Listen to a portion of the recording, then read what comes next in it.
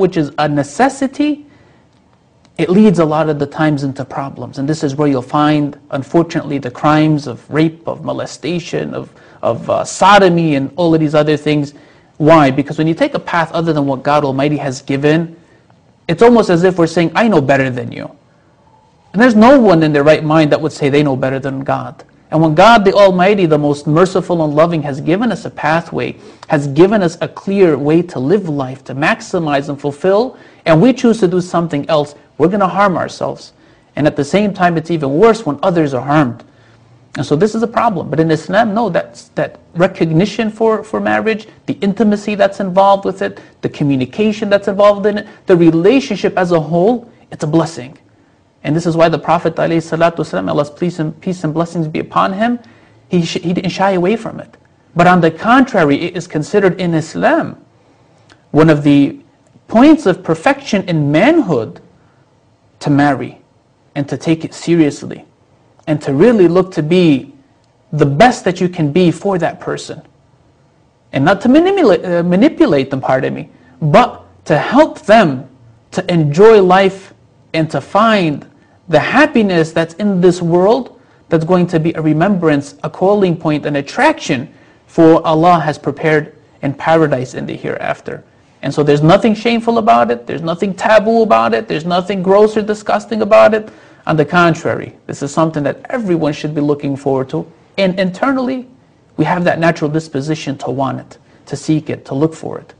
But within the boundaries of how the Creator of the heavens and earth has told us to do it. So we're talking about marriage now, and we hope that at the end of the show, people can relate to totally what you're saying, that it's something beautiful, we should strive for it, and that's what we're trying to achieve at the end, give the people encouragement to run towards marriage and to get away from test driving, as they say today. And why is this that today it's become something normal? And I call it test driving, that's really what it is, you know. Going out, dating. We know people that have been there, done that, and there's a lot of harms in this. But it's normal. It's okay to date for a year, 2 years, maybe even live together, you know, try things out. And people are going more towards this and so far away from marriage. Why do you think this is, Imam? Well, there's probably a couple of different reasons. One is there's that trend within society as a whole to make that acceptable, even though it's very harmful. You know, we like to think that as men we don't have emotions. We like to lie to ourselves and say it's only women who have feelings, only women cry. Yeah. It's not true. And so we think that by having these opportunities without having to actually commit, because at the end of it, if you can have your fun and not have to commit to someone and walk away from it, why not? Mm-hmm. Why have to have any type of a special obligation to the person to really be concerned for them? And that's one of the issues that we have in society today. It's a selfish society where everything's about me. So relationships are not about you, what I can do for you, but it's about what can you do for me? Mm-hmm. You know, what have you done for me lately? Yeah. You know, as the song used to go. And so you find that in these relationships, where people are not in tune even with themselves, mm-hmm. with who they really are and what they really want and are looking for in life, and you have these doors, these options all in front of you. It's like that all-you-can-eat buffet where you think that, you know what, I paid that $10 at the door, man, I'm going to camel out, you know, I say pig out. I'm going to eat like a horse and I'm going to just really get my money's worth. Yeah. Do we really end up benefiting ourselves? We overeat. We mix in all sorts of different things. And the same thing with this. You know what I mean? You have so much variety. When you don't really know what you're looking for, almost anything can do. And that's why you got people falling for this one and for that one, for him and for her. And they get into these relationships. And the girl, most of the time, the woman, because of her biochemistry and her psychology, Allah has made her unique. Yeah. She's really not looking to get into a relationship just to kind of, you know, wham, bam, thank you, ma'am, and walk away from it the way that men are, where their physical, their sensual desires are so strong that if they can enjoy themselves and then walk away and find the second one and the third. And so it's really a lot of the times the women that are getting hurt. Yeah. And so what's happening is now you have people who, relationship after relationship, failed relationship after relationship, that the pain, that the scars and the wounds are there, that it's making it all the more difficult for them to really commit and enter into marriage. Why? because of the background, because of the history, because of the bad experiences. You see that women are naturally, if I'm correct, created with the shyness, but it seems like they're going more and more away from this shyness. You'll see that a lot of the men are on the hunt, and the women are getting caught up into the whole, boyfriend-girlfriend thing, getting into relationships, the relationship's going sour, and now she sort of tends to get this extra tough skin on her, the extra coat, and now she kind of starts doing what the man starts doing. She becomes kind of like a man where she's out just having fun and test driving herself. So we're totally going away from what the Creator wants us to do. How could someone get away from this? How could someone get away from this just, Friday night relationship, Saturday night relationship, hold down and date for a little bit and just have fun with it? How could we get away from this and do something pure? Do what the Creator wants us to do. Imam, please tell us some advice. Honestly, it's about being merciful to yourself. Yeah. One of the problems that we have today is that we're not communicating with our own selves. Mm-hmm.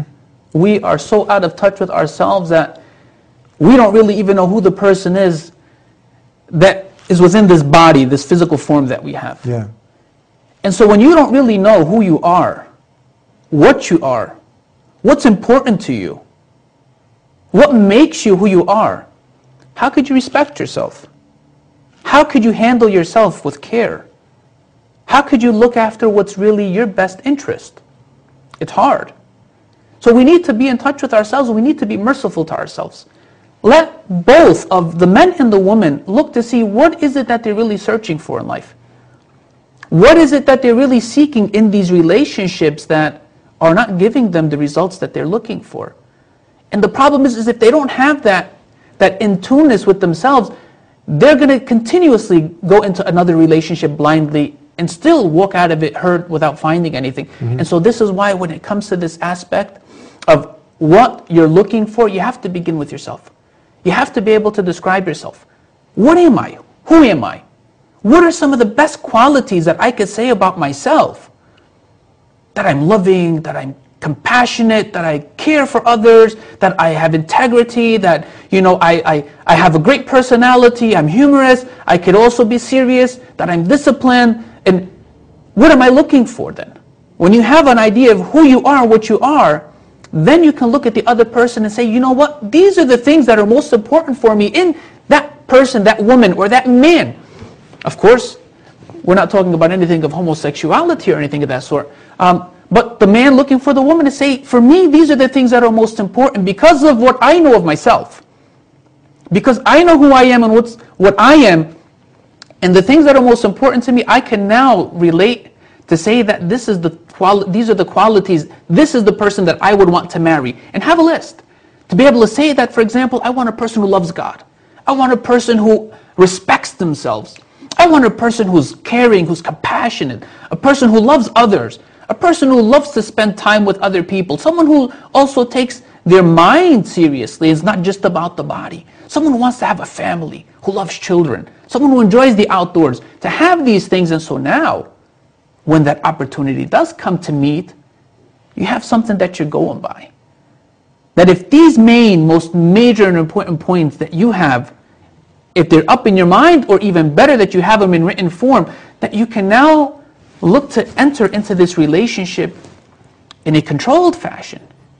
Why? So that you don't end up hurting yourself over and over again. You don't give yourself that emotional opportunity to get attached and then be hurt and let down all over again.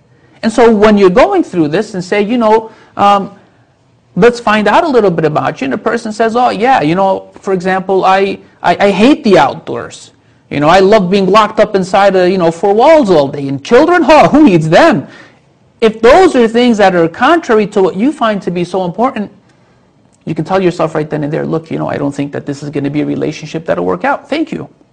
And it minimizes and it prevents, and this is the beauty of Islam, it prevents undue, unnecessary harm. Tell us, Imam, before there's some things I want to cover for the people who have come to knowing who their Creator is. They've established the prayer, they're paying the charity, they're fasting during the month of Ramadan, they're implementing the way of life that all the messengers of God implemented. Islam, submission to the one God on His terms.